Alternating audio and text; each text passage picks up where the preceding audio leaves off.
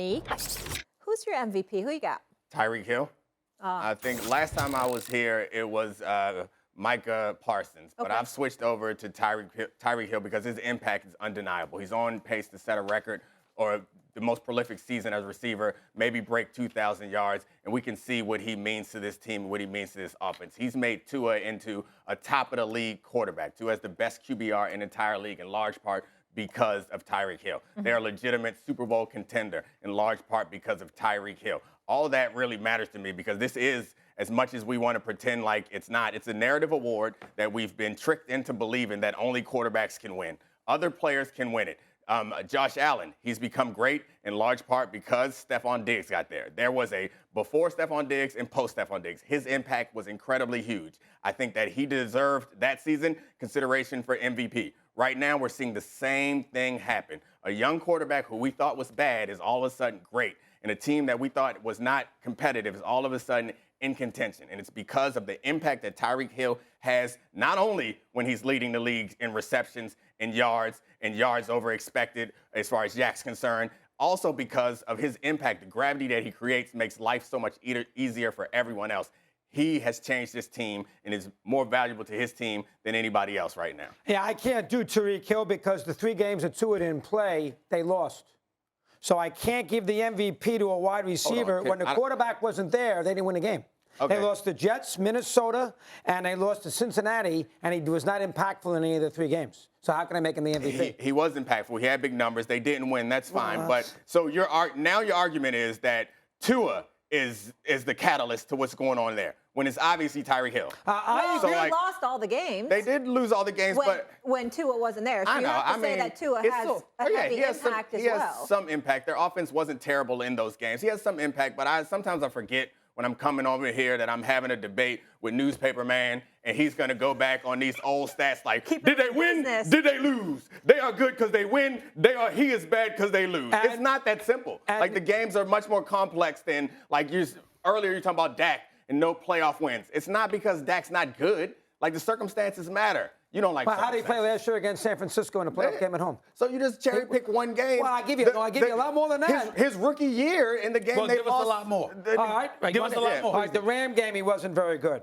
He lost the games 2 years ago when they lost at Philadelphia We're and talking at New about England. this season, though. You said this season. They played 4 or 5 games. The discussion is the MVP right now. No, you're talking about the play. You're talking about history. Prescott. He asked me 3,000 questions. What is it? 2 different things. Hill or Prescott? What do you want here? It doesn't matter. You're wrong on both. Take us wherever you want to go. No. Time out. First off, when's the last time a wide receiver won the MVP award? I don't know. Probably. Well, it hasn't happened. When you were That's a factor. I mean, you're asking somebody to be the MVP. It's never happened in the history of the NFL. What's that mean, though? Like, because it's never happened means that it never should happen? Because like, they give it to quarterbacks. Just one time, I want a fact-based argument. Like, this is an easy one. And somehow you go askew like it's never happened. Just because it never happened doesn't mean it shouldn't happen. Here's the fact. You know what else never happened? 2,000 yards has never happened. He's about to do that. Here's the facts. Let him defend Here's himself. the facts. In the 3 games that Tua was not there, they lost. Okay. He played all 3 games. You sure you want me to let him do this? He lost the 3 games. Sure? I mean, you have to win the 3 games. Make plays to win the games. They got killed in New York. They did nothing against Minnesota. 0 in the game. And they were awful in Cincinnati. And he played. You got to be fair. If you're going to put him in the MVP, let me see how he does without the quarterback. He didn't do much. You're better off arguing for someone than arguing against Tyreek Hill, because your argument against Tyreek Hill is they lost, not. But that's what the MVP's about. They don't give the MVPs the teams to lose. In that case, give it to Jalen Hurts, because they have not lost. I said that. How many times have I been sitting here and I've said MVP for Hurts? You have said that. He's in the running, but I got news for you. You're both wrong. Mr. Patrick Mahomes. We have to pay attention to this.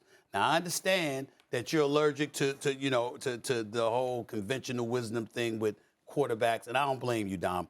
And I got Tyreek Hill as a top 2 MVP candidate. Here's where I go against him in favor of Mahomes. When Doggy brings up the 3 consecutive losses, one was against the Jets, obviously, in Cincinnati, and what was the other one? Minnesota, right? Had 177 yards receiving against Minnesota, had 160 yards receiving, against Cincinnati in the loss. That's the game that Tua went down. We get all of that. Here's where I'm coming at you, Dom. What you said about receivers, the impact that he's had since he arrived in Miami, just like Stephon Diggs had the impact for Josh Allen. Well, Patrick Mahomes lost Tyreek Hill. Mm-hmm. Okay? Got 21 touchdowns, 6 interceptions, complete 66% of his passes. Their offense is top ranked in the National Football League. He's putting up big-time numbers as usual. His game hasn't tailed off one bit. And so when I look at how exceptional their offense is, the potency of their offense, having Travis Kelce, a Juju Smith-Schuster who was known for TikTok in Pittsburgh before he got to Kansas City and got back to playing some football, Mecole Hardman, who was second-tier dude, third-tier dude behind Travis Kelce and Tyreek Hill and stuff like that. And I'm looking at Patrick Mahomes, and the offense looks just as potent as ever.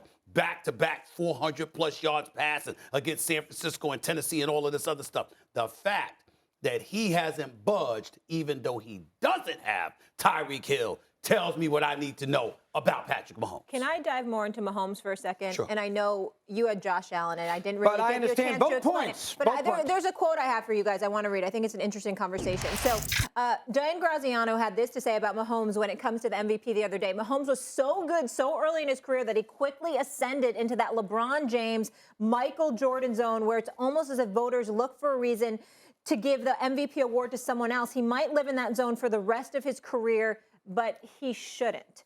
Do you agree with that? No. That he's kind of getting that MJ LeBron treatment. Jordan? Yeah. Did Dan see the second half last year against Cincinnati in the AFC Championship game?